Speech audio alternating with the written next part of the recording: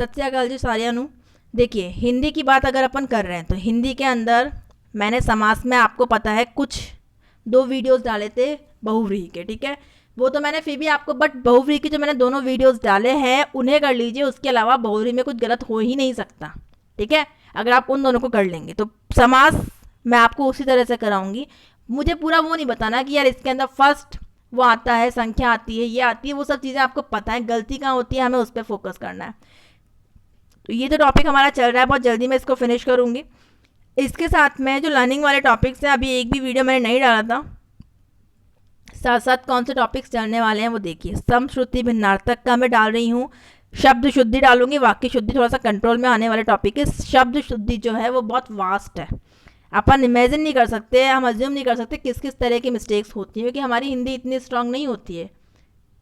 हम कुछ तो वर्ड से स्टार्टिंग से रॉन्ग लिखते हुए आते हैं, हमें पता ही नहीं होता कि इनको करेक्टली कैसे राइट करना है, तो ये टाइम लेगा, ठीक है। इसको मैं साथ में स्टार्ट कर रही हूँ, ये ठीक है, वो बाद में बात करते हैं।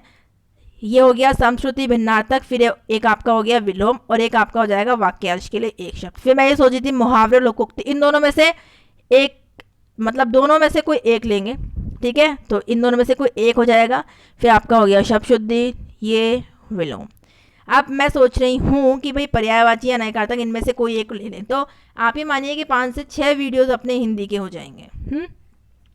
डेली बेसिस पे रहेगा ये। फिर उसके बाद कहाँ जाएगा आपका सिलेबस, हिंदी इंग्लिश तो आपकी मैं इस तरह की करा दूंगी ना कि आप एक क्वेश्चन गलत नहीं करेंगे, इतना पढ़ने के बाद। तो अब इतना कॉन्फिडेंस तो आपको भी रखना पड़ेगा कि मैं मार्क्स लाई थी, तो इसलिए मैं आपको शॉर्ट ही दे सकती हूँ कि इस तरह से पढ़ के अपन मार्क्स ला सकते हैं। गड़बड़ क्या होती है इनमें, होती है कि हम लिमिटेड करते हैं, हम सारे नहीं कर पाते, सारे करना पॉसिबल भी नहीं है। तो मुझे जो तरीका लगा 5-5 मिनट के वीडियो से हम बहुत कुछ कर सकते हैं, और करेंगे इस बार, आप डेफिनेटली देखिएगा।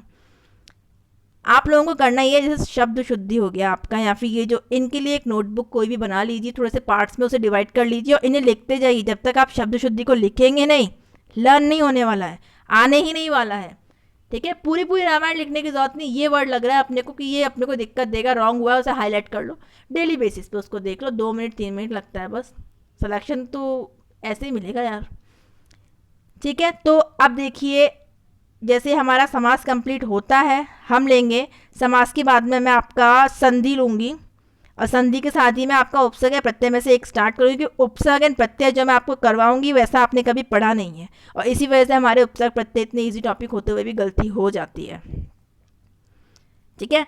तो संधि चलेगा साथ में, इन दोनों में से कोई एक चलेगा। फिर आपका ये दोनों छोटे छोटे टॉपिक्स, एक तो वाच्य हो गया आपका, एक क्रिया भी आती है अपने, तो ये बहुत छोटे टॉपिक्स हैं।